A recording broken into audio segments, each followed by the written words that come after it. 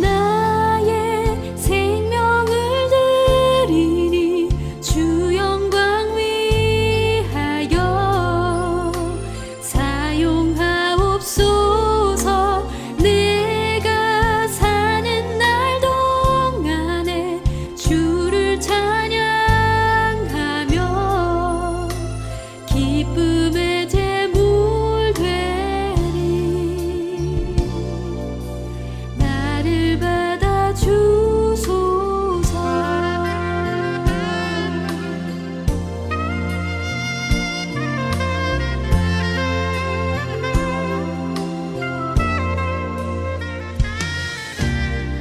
어제일과 내일일도 꿈과 희망 모두 드립니다. 모든 소망 모든 계획 내 손과 마음 받아주소서. 나의 생명을 드리니 주 영광 위하여 사용하옵소서. 내가 사는 날 동안에 주를 찬양하며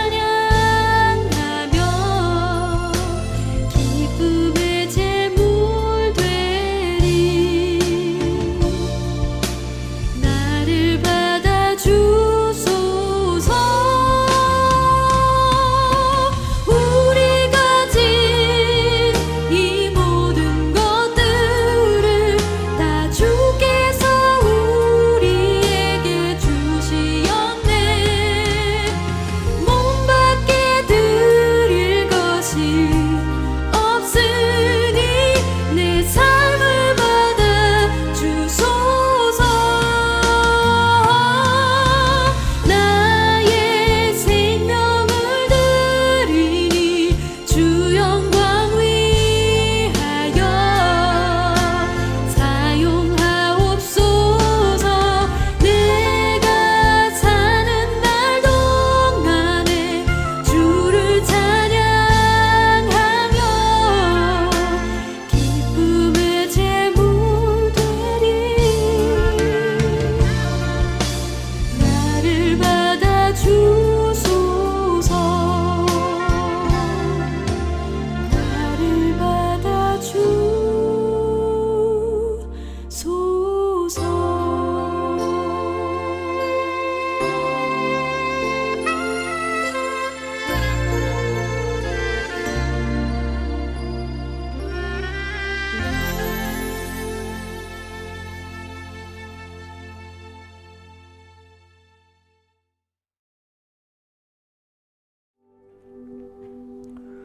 너희는 이전 일을 기억하지 말며 옛날 일을 생각하지 말라.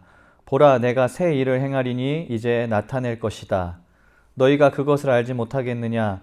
반드시 내가 광야의 길을 사막의 길을 내리니 이 백성은 내가 나를 위하여 지었나니 나를 찬송하게 하려 함이니라. 거룩하신 하나님, 거의 2달 만에 교회에서 함께 모여 예배를 드립니다. 2020년은 코로나로 인해 우리 성도들과 또 우리 이웃들이 많이 힘들었던 한 해였습니다. 그러나 위기와 역경 속에서도 하나님께서 우리를 지키시고 인도하셨다는 사실을 깨닫게 됩니다.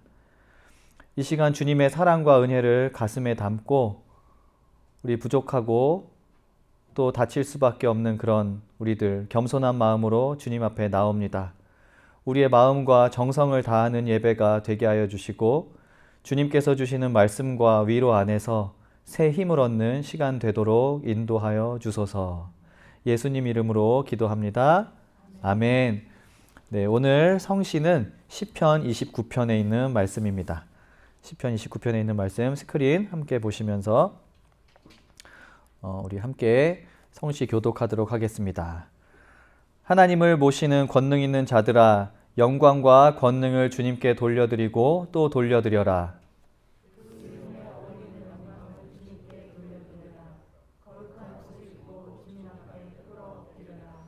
주님의 목소리가 물 위로 울려 퍼진다. 영광의 하나님이 우레소리로 말씀하신다. 주님께서 큰 물을 치신다.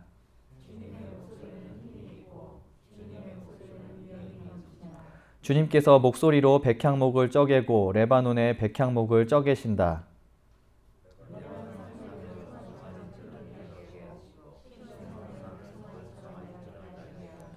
주님의 목소리에 불꽃이 튀긴다.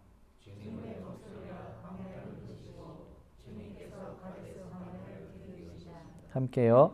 주님은 당신을 따르는 백성에게 힘을 주신다. 주님은 당신을 따르는 백성에게 평화의 복을 내리신다. 아멘. 잠시만요. 네, 이 시간에 우리 회개 또 고백, 간구의 기도로 나아가는 시간입니다. 새해를 들어서 우리 같이 하는 공동 기도문이 변경되었습니다. 우리 앞에 있는 기도문으로 함께 또 기도문의 내용을 우리 개인적인 고백이 될 수 있도록 우리 함께 기도하겠습니다. 함께 기도하겠습니다. 주님께서 우리에게 베푸신 좋은 것들에 감사하지 못하고 그것들을 누리지 못했습니다. 당신의 자비로 우리를 용서하소서. 타인의 결핍에는 무감각했지만 우리의 필요에는 지나치게 민감했습니다. 당신의 자비로 우리를 용서하소서. 세속적인 삶에 사로잡혀 하나님의 주권과 능력을 신뢰하지 않았습니다. 당신의 자비로 우리를 용서하소서. 주님의 뜻에 순종하지 않고 철저히 무시하기도 했습니다. 당신의 자비로 우리를 용서하소서. 불의한 일에는 침묵하고 험담과 불평에는 소리를 높였습니다. 당신의 자비로 우리를 용서하소서. 자비의 주님, 우리를 새롭게 하시고 용기를 주소서. 우리 안에 새로운 영을 창조하시고 당신의 정의를 우리 안에 불어넣어 주소서. 예수님 이름으로 기도합니다. 아멘. 네, 이 시간엔 개인적인 삶을 돌아보시고 고백하고 또 회개하는 기도하시겠습니다. 그리고 생각나는 분들 또 우리 이웃을 위해서 중보의 기도도 함께 하겠습니다. 함께 기도하시겠습니다.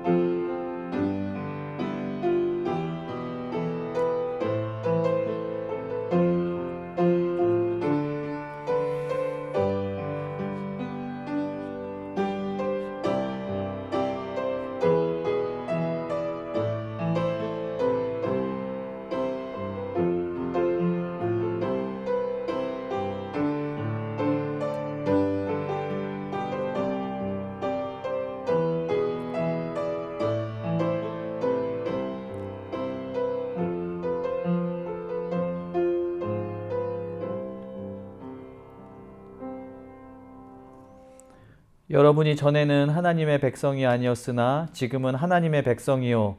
전에는 자비를 입지 못한 사람이었으나 지금은 자비를 입은 사람입니다. 하나님, 우리의 삶을 돌아보고 고백과 회개의 기도를 드렸습니다.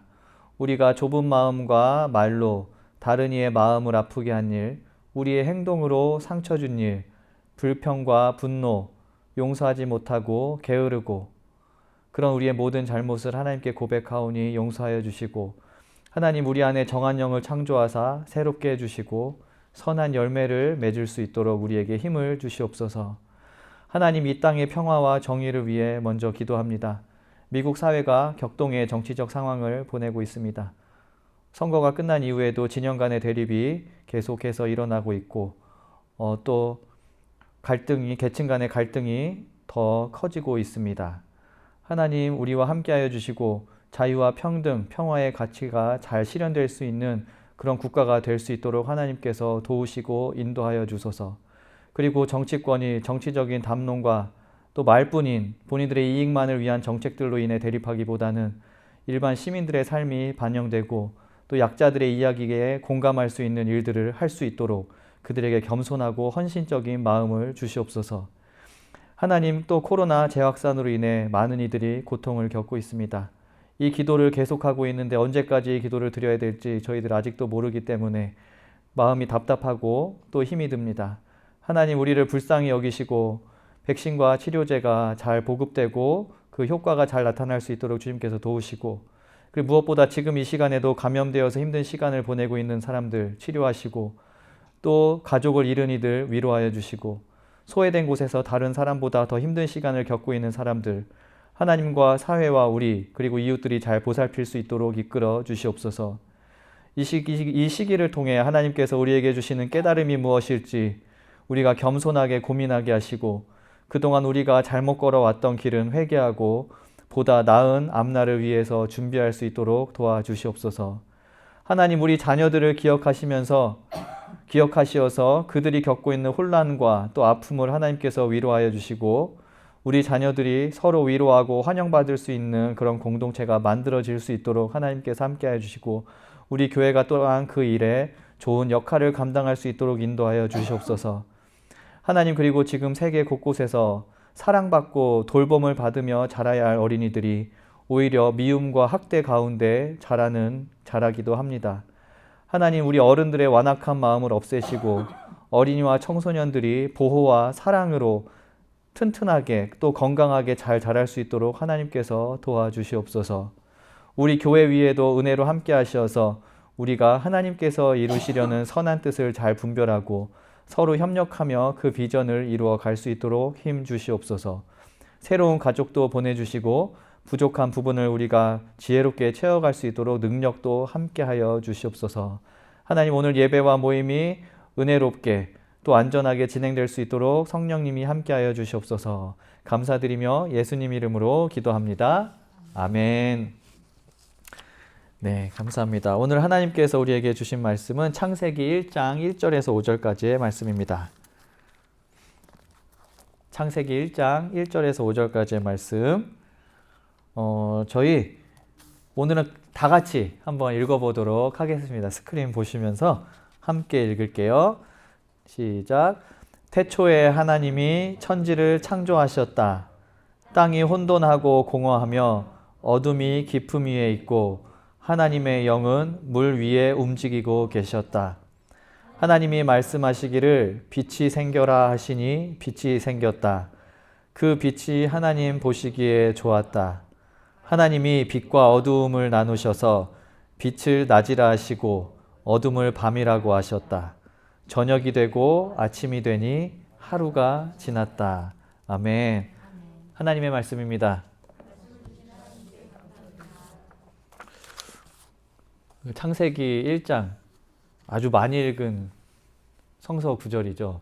저는 또 구약을 전공을 했고 또 히브리어 시험을 이제 제 히브리어 공부를 많이 했는데 시험 같은 거 볼 때마다 창세기 1장은 꼭 빠지지 않고 나오는 그 부분이 있어요. 그래서 1장은 전에는 히브리어로 통째로 외우기도 했었는데 아무튼 또 이렇게 성도님들하고 함께 한 목소리로 읽으니까 이 굉장히 그 아름다운 그 시처럼 저한테 다가오는 것 같아요. 본문에 없는 이야기인데 잠깐 말씀드렸고요.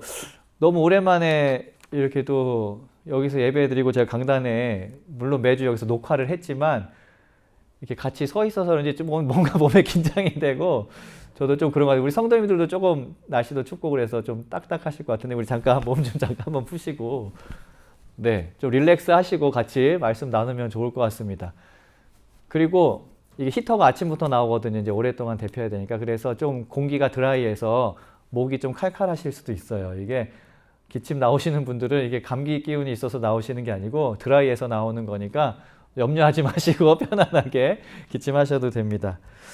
네, 제가 종종 그 보는 요리 프로가 하나 있습니다. 제가 요리를 좋아하지도 않고 또 먹는 거에 대해서 이렇게 패션이 있지 않거든요. 저는 사실. 그런데 제가 좋아하는 요리 그 다큐멘터리 프로그램이 하나 있습니다. 그 넷플릭스에 있는 셰프의 테이블, 이제 셰프스 테이블이라는 그 미국에서 제작하는 그 시리즈인데 우리 성도님들도 시간 되실 때 이 시즌이 많은데 한번 보시면 굉장히 저는 되게 굉장히 감동적이고 또 인스퍼레이션한 그런 프로그램으로 봤거든요. 한번 보셔도 좋을 것 같아요. 거기 나와 있는 단순히 요리 이야기가 아니고 그 요리사들의 그 철학, 그 사람들의 삶이 담겨 있는 이야기인데 제가 아무튼 좋아하는 프로그램인데요. 제가 최근에 어떤 한 편을 이제 시리즈 중에 하나를 봤는데 그 마샤마 베일리라는 그 서베나 조지아 그 남부 조지아 남부 쪽에 있는 그 흑인들이 많이 사는 마을이라고 합니다. 그 서베나 조지아에 있는 그 젊은 여성, 흑인 여성 셰프가 그 시리즈의 주인공이었습니다. 그 마샤마 말씀드렸듯이 젊은 흑인 여성 셰프인데요. 다큐멘터리는 이분이 어떤 삶의 여정을 거쳐서 지금 미국에서 아주 촉망받는 셰프라고 하더라고요. 이 촉망받는 셰프가 되었는지 그 스토리를 천천히 우리에게 들려줍니다. 그런데 그 셰프 베일리가 어린 시절 자신의 삶을 돌아보면서 이렇게 인터뷰하면서 이야기하는 구절이 있는데 굉장히 인상적인 단어를 사용해서 저의 기억에 남았습니다. 그래서 말씀드리려고 하는데요. 요리사로서 자신의 삶을 돌아보았는데 그녀가 10살 정도 되었을 때 그 할머니가 저녁 식사를 준비해 주시고 온 가족이 둘러앉아서 요리를 먹던 그 시간이 요리사로서 자신의 삶에 가장 기억에 남고 그때의 기억이 자신의 요리에 많이 반영되는 것 같다고 그렇게 이야기를 하더라고요. 그 베일리의 집안이 형편이 넉넉하진 않았지만 이제 그녀가 이야기하기를 그 음식에서는 항상 할머님의 제너러서티가 이제 느껴졌다고 이야기를 합니다. 그리고 그 시간 둘러앉아서 밥을 먹는 것은 각각의 그 가족 구성원이 하나의 관계로 묶이고 또 붙는 세멘티드 되는 순간이었다고 이렇게 얘기를 하더라고요. 그러면서 그녀가 이야기를 하는데 이 말이 저한테 되게 인상적이었어요. That was a very poetic time of my life. 이렇게 이야기를 하더라고요. That was a very poetic time of my life. 그 시간이 아주 시와 같은 시간이었다고 그렇게 이야기를 하더라고요. 인생에 있어서 시와 같은 순간이었다. 내 인생에 있어서 시와 같은 순간, 너무 멋있는 이야기 아닌가요? 한편의 시와 같다. 단순히 밥을 먹는 것 이상, 그러니까 시라는 게 그 단어가 담고 있는 그 기본적인 뜻 이외에 많은 의미를 함축하고 있지 않습니까? 단순히 밥을 먹는 것 이상의 의미가 있는 순간이었고 또 그 시간의 의미를 두고두고 곱씹어 볼 수 있는 그런 소중한 경험이었다고, 그리고 무엇보다도 아름다웠던 그런 때였다고 말하는 거겠죠. 근데 뭐 이런 시와 같은 시간이 어떤 것이었나 이런 분석하는 걸 필요가 없죠. 그냥 That was a very poetic time of my life. 이 말 자체만 들어도 그게 어떤 느낌인지 저희한테 확 오지 않습니까? 그녀가 어린 시절에 그 경험했던 그 시와 같은 시간. 성도님들은 혹시 지금 딱 떠오르시는 내 삶에 있어서 시와 같은 시간 있으세요? 언제가 시와 같은 시간이었는지. 제가 떠올려 보려고 애를 썼는데 이렇게 딱 그때가 저는 시와 같았어요라고 바로 쉽게 떠오르지 않더라고요. 이게 우리 삶을 천천히 돌아보고 만났던 사람들 또는 있었던 일들을 하나하나 이제 리플렉션 해볼 때 그때 우리한테 그 시간이 정말 시와 같았구나라고 떠오를 것 같아요.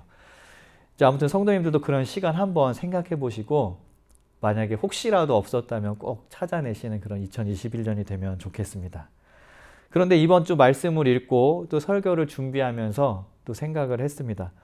하나님께 이제 저희가 물어봤을 때 하나님께는 시와 같은 시간이 언제였냐요? 라고 물어봤을 때 하나님은 뭐라고 대답하실까? 그러면서 제가 창조의 시간, 이 1장 1절에 창세기 1장에 기록되어 있는 이 시간이 하나님께는 시와 같은 시간이었지 않았을까라는 그런 생각을 해보았습니다.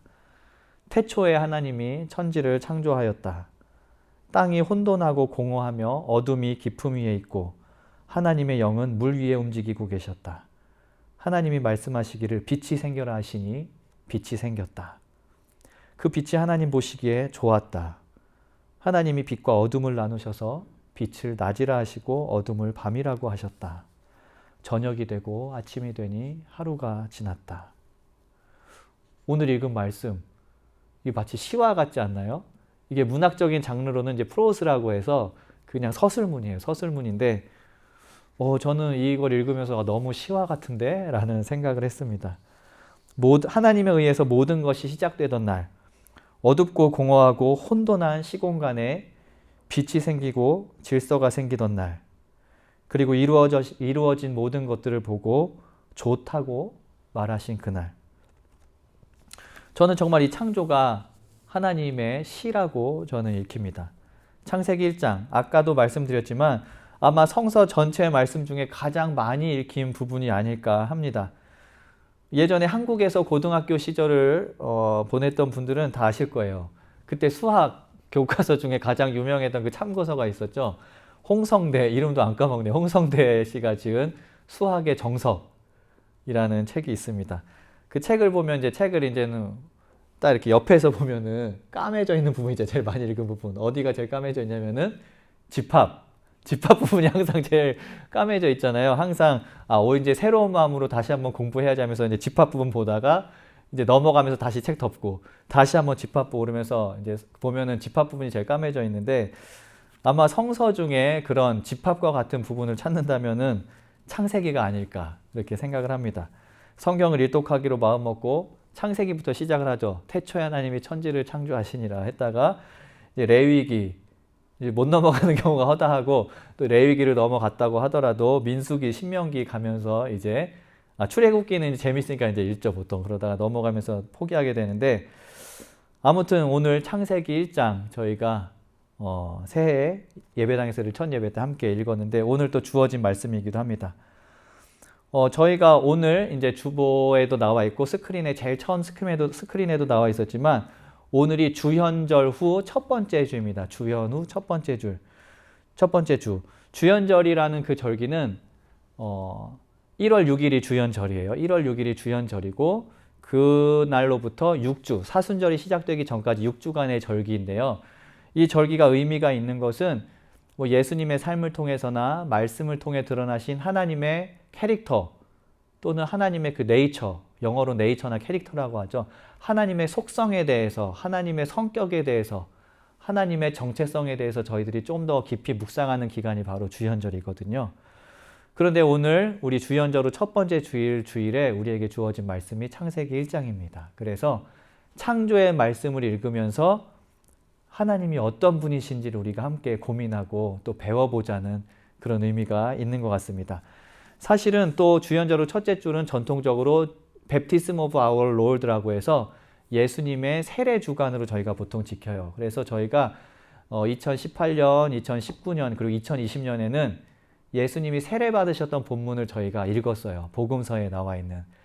근데 올해 다시 마가복음으로 돌아가게 되면서 저희가 읽었던 말씀을 다시 읽기보다는 창세기 1장, 그 평행 본문인 창세기 1장을 읽는 것이 좋을 것 같아서 오늘은 창세기 1장으로 본문을 정했는데요.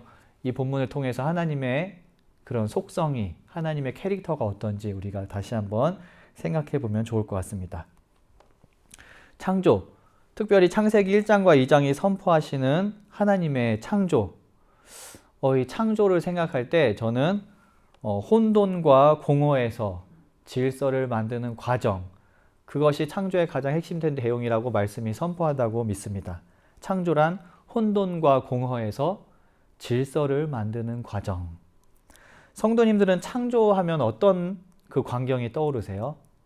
창조하면은 어떤 광경이 떠오르세요? 빅뱅 그런 게 떠오르실 수도 있고, 깜깜한 우주에 빛이 빵 터지는 그런 광경이 떠오를 수도 있고, 아무것도 없는 상태에서 하나님께서 빛을 만드시고 그 이후 만물을 하나하나 만들어내는 과정을 우리가 떠올리기가 쉽습니다. 그래서 어떤 분들은, 어떤 신앙인들은 과학에서 말하는 그런 빅뱅과 같은 우주 생성, 우주가 어떻게 생성되었는지에 관한 내용으로 창세기 1장을 읽기도 합니다.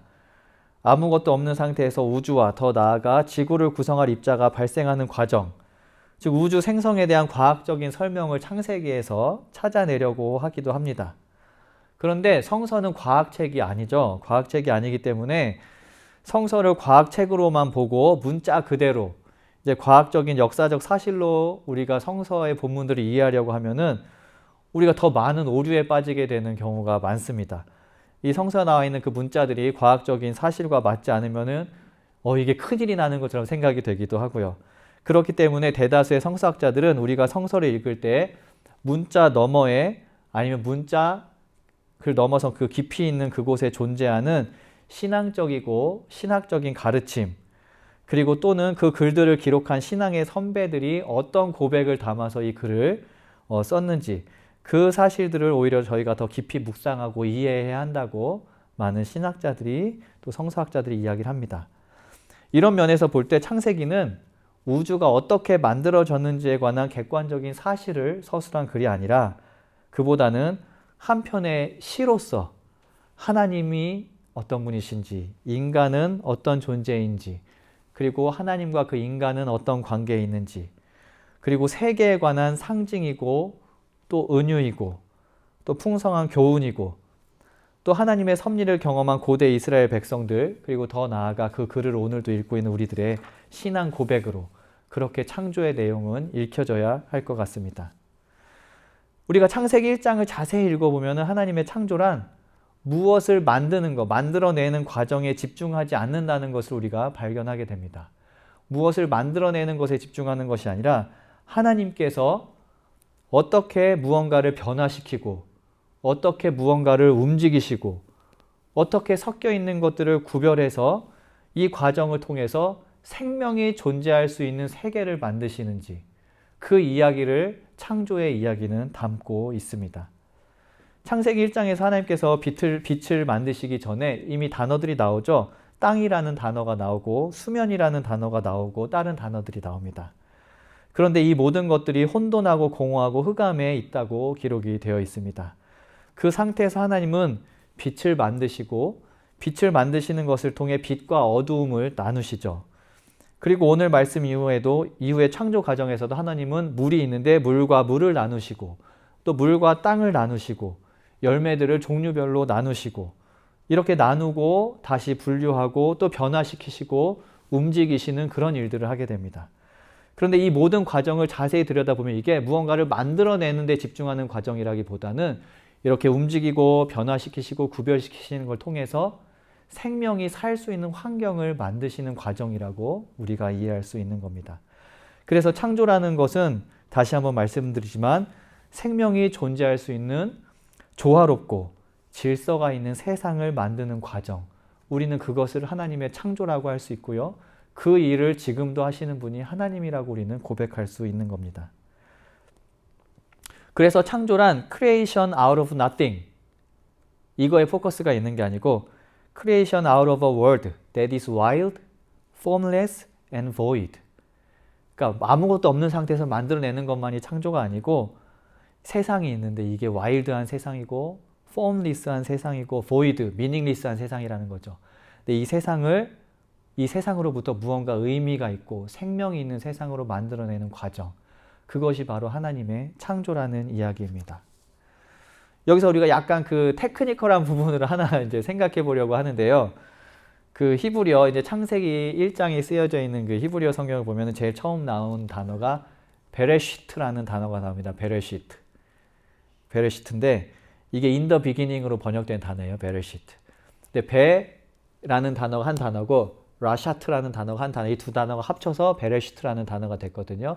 근데 베는 전치사예요. 그래서 이게 뜻이 in, 뭐 안에라는 뜻도 있고 또는 when, 언제라는 뜻이 있어요. 그리고 라샤트라는 단어는 시작 또는 어떤 첫 걸음 이런 뜻이 있거든요. 또는 머리 그런 뜻이 있고, 그래서 이 처음과 in이라는 단어가 합쳐져서 그 베레시트, 번역하면 in the beginning이라고 우리가 번역을 하는데, 근데 이게 문법적으로 보면은 더가 없어요. 거기 in the beginning이잖아요. 근데 in the가 없어요.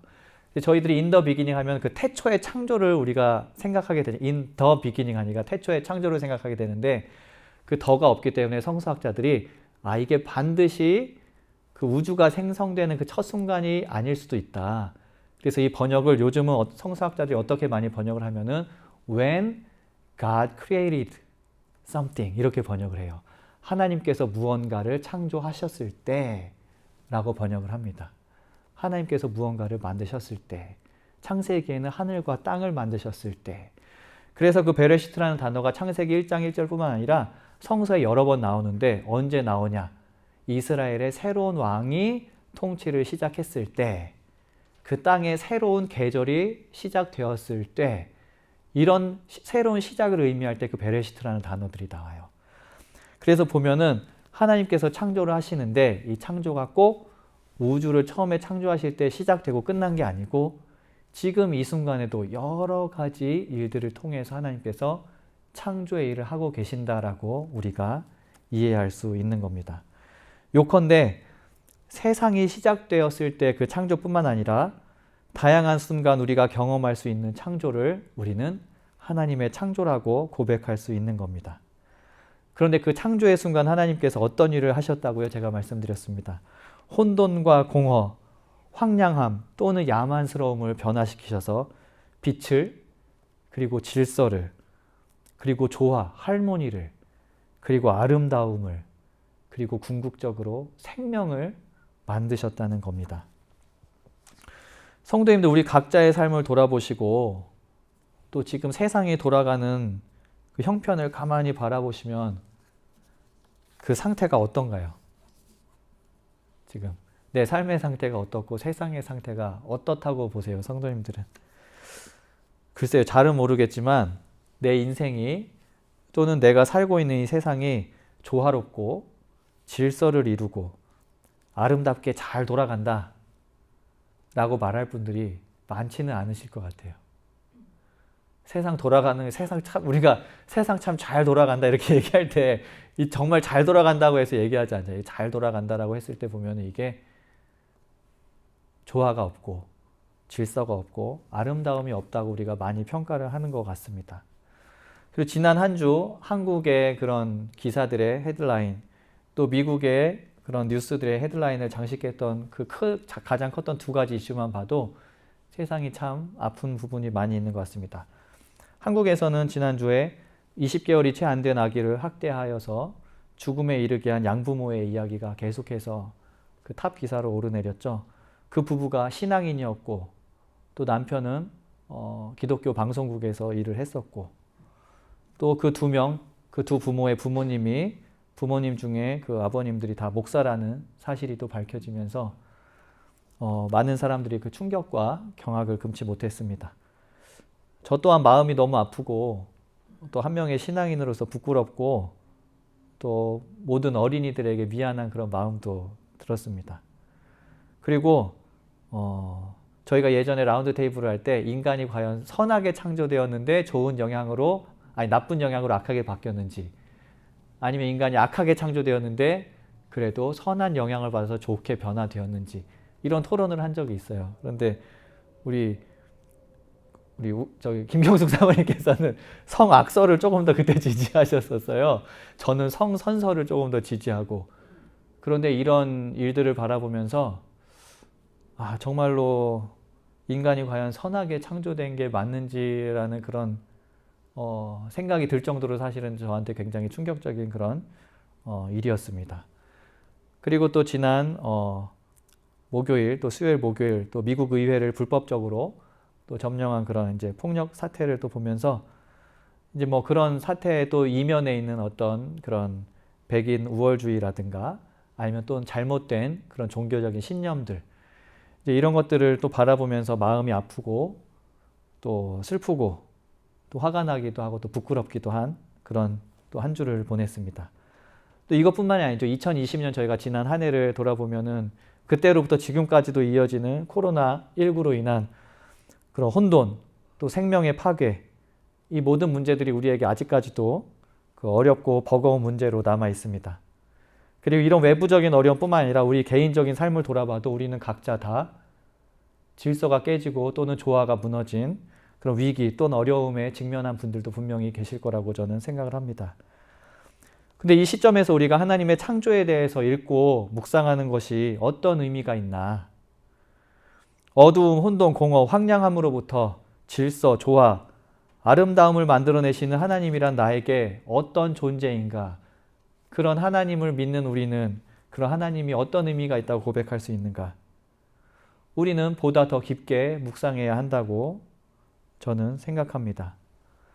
근데 그 창조의 시, 하나님의 창조의 시를 읽으면서 그 창조의 시가 우리에게 최소한 두 가지의 고백을 불러일으킨다고 저는 믿습니다. 첫 번째로 그래도 하나님은 위대한 분이시다 라는 고백, 그리고 두 번째로 그분은 정말로 생명을 사랑하는 분이시다 라는 고백.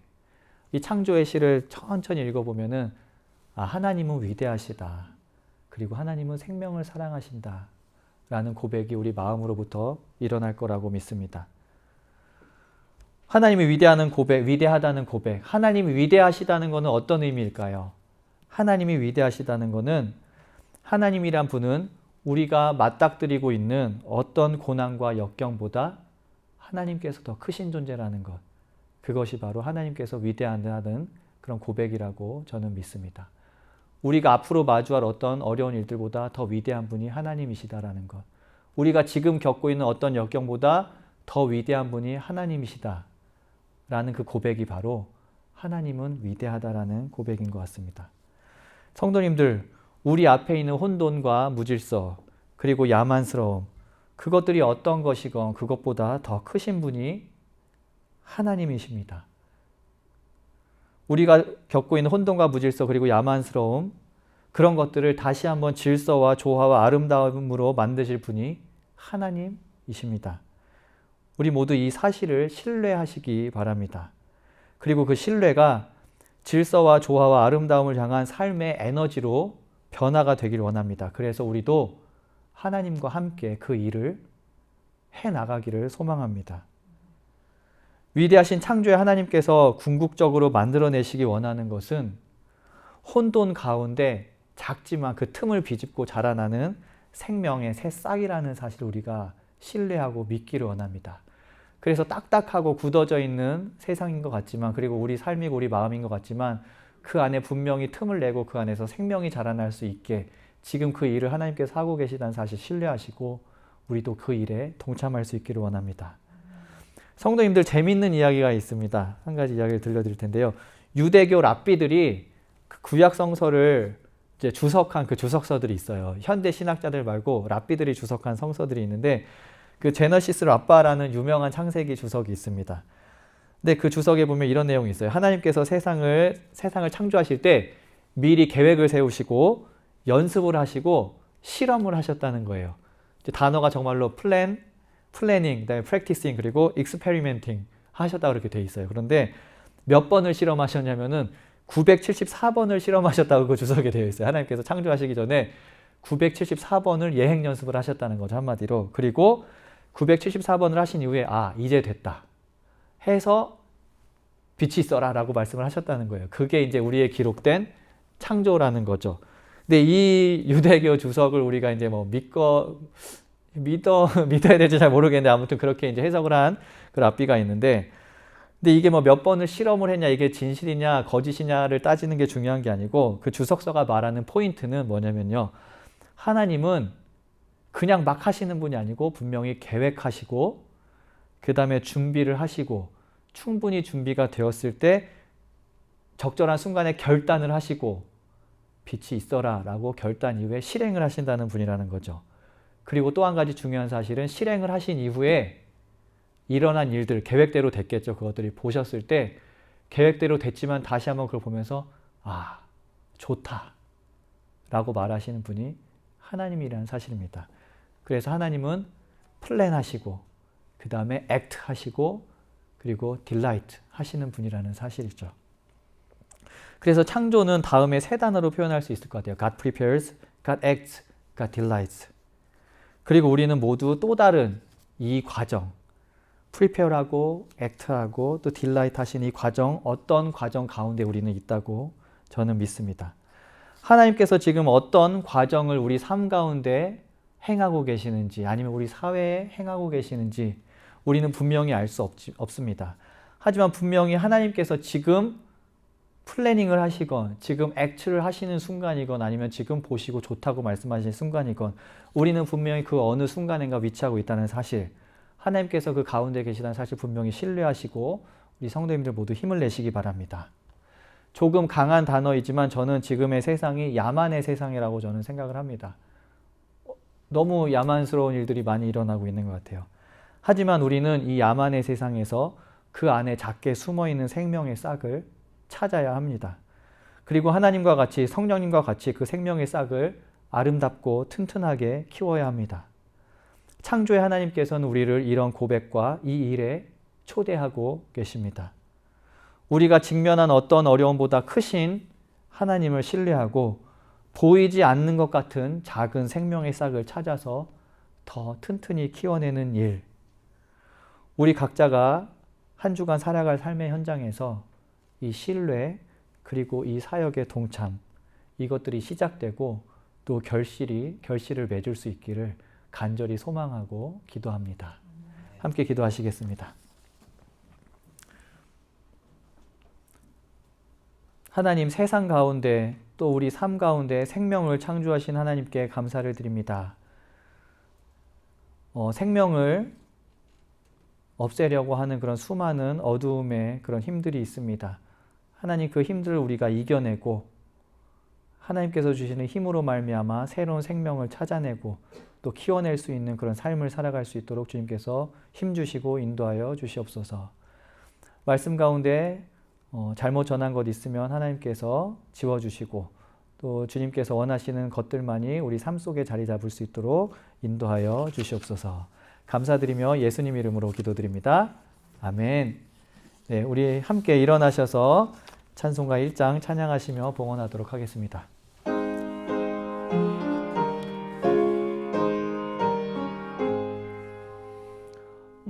만복의 근원 하나님, 온 백성 찬송 드리고 저 천사여 찬송하세. 찬송 성부 성자 성령. 아멘.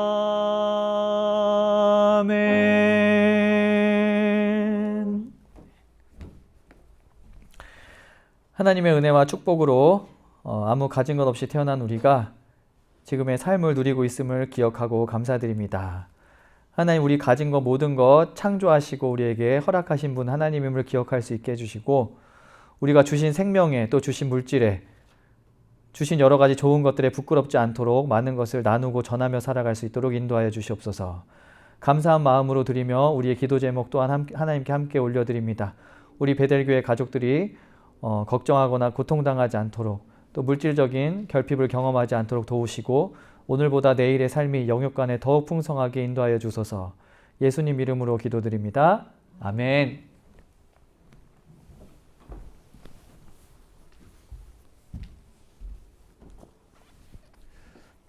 네, 저희 집에 성경이 여러 종류의 성경이 있어요. 번역들도 여러 가지고 영어 성경도 있고 한국어 성경도 있고 히브리어 성경, 헬라어 성경 여러 종류의 성경이 있는데 최근에 한 2달 전쯤에 이제 한국에 이제 저희 장인 어른을 통해서 어린이 성경 한 권을 이제 받았습니다. 어린이 성경 한 권 받았는데 제가 좋아하는 데스몬드 투투 주교님이 쓰신 어린이 성경이에요. 그런데 그 성경 말씀들 중에 골라갖고 몇 가지 내용들을 짧게 이제 요약해서 그 스토리를 쓰고 그 한 편의 스토리가 끝날 때마다 그 기도문이 적혀 있어요.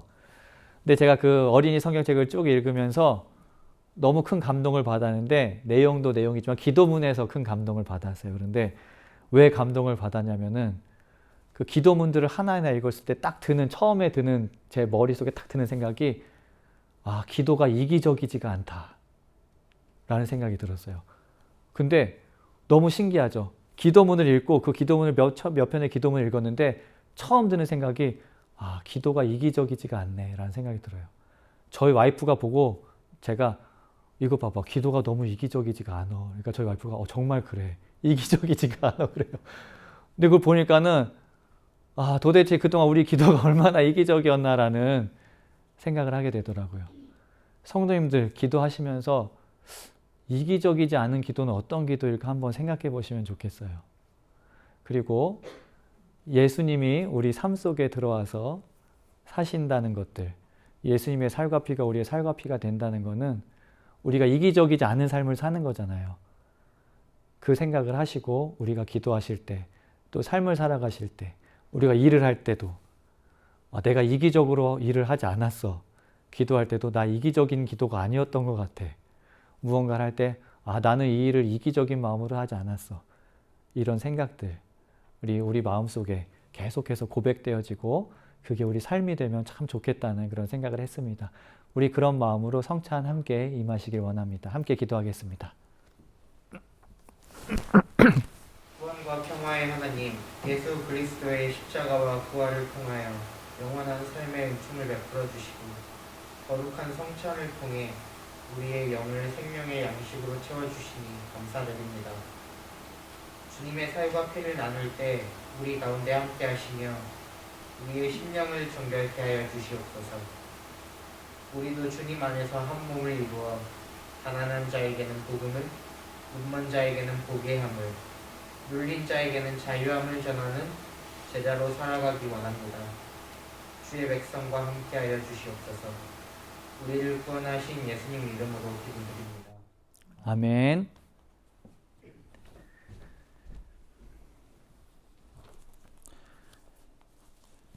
네, 예수님께서 잡히시는 날 제자들과 함께 식사를 하셨습니다. 빵을 떼며 말씀하셨습니다. 이 빵은 너희를 위해 십자가에 달려 죽는 나의 몸이다. 이것을 행하여 나를 기념하라. 그리고 잔을 들어 축사하셨습니다. 이 잔은 너희와 나 사이에 나의 피로 맺은 새로운 약속이다. 나의 삶을 또 나의 십자가에서의 죽음을 그리고 부활을 기억하고 기념하라고 하셨습니다. 그리고 주님 다시 오실 날을 소망하고 주님께서 전해준 가르침을 따라 우리가 살아갈 것을 또한 다짐하는 시간이 바로 성찬입니다. 그 성찬은 무엇보다도 아무런 조건 없는 하나님의 초대이고 아무런 조건 없는 하나님의 사랑 그리고 구원의 표징입니다.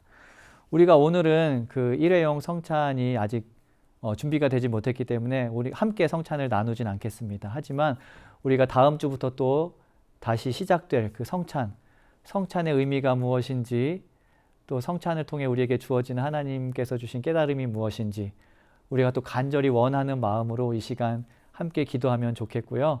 그리고 함께 나누진 않지만 우리 성도님들 한 주간의 삶 가운데 예수님의 삶과 능력이 함께하기를 간절히 소망합니다. 우리 함께 기도하시겠습니다. 하나님, 우리가 오늘 떡과 잔을 받진 않았지만 우리가 주님의 만찬에 우리 영으로 또 우리 마음으로 참여합니다. 하나님, 이렇게 또 생각하니 예배를 드리고 또 성찬을 나누고 싶은 또 함께 모여서 이 자리를 하고 싶은 많은 사람들이 있을 텐데 또 여러 가지 삶의 환경으로 인해서 또 코로나로 인해서 또 다른 여러 가지 환경으로 인해서 마음껏 성찬을 나누지 못하고 또 예배드리지 못하는 사람들이 있다는 사실 우리가 깨닫게 됩니다. 하나님이 그들과 함께하여 주시고 주님께서 위로하여 주시고 우리에게 주시는 것과 같은 은혜로 함께하여 주시기를 소망합니다. 그리고 우리가 하나님께서 이 만찬의 자리에 불러주신 그 의미에 대해서 보다 깊게 생각할 수 있도록 도와주시고 주님의 삶이 우리의 삶이 되는 한 주간의 그런 우리의 그런 하루하루가 될 수 있도록 주님께서 인도하여 주시옵소서. 우리 모두 건강하게 그리고 지켜주시옵소서. 지금은 하나님 주님께서 가르쳐 주신 기도를 함께 기도하오니 하늘에 계신 우리 아버지여 이름이 거룩히 여김을 받으시오며 나라가 임하시오며 뜻이 하늘에서 이루어진 것 같이 땅에서도 이루어지이다. 오늘 우리에게 일용할 양식을 주시옵고 우리가 우리에게 죄 지은 자를 사하여 준 것 같이 우리의 죄를 사하여 주시옵고 우리를 시험에 들게 하지 마시옵고 다만 악에서 구하시옵소서. 나라와 권세와 영광이 아버지께 영원히 쌓옵나이다. 아멘. 네, 우리 일어나셔서 함께 축복하는 찬양할 텐데요. 올해부터는 평안을 너에게 주노라 1절만 찬양하도록 하겠습니다. 1절만 찬양하는데 그 대신에 우리 평안을 바라는 마음 또 사랑을 또 전하는 마음 우리 축복하는 마음을 더 깊게 담아서 우리 한 절씩만 부르도록 하겠습니다. 우리 평안을 너에게 주노라 함께 찬양합니다.